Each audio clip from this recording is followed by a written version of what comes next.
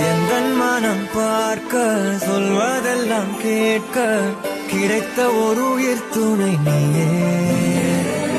என் சீரிட்டில் பாதி என் துயரில் பாதி பகிர்ந்து நீ அருந்துகிறாயே.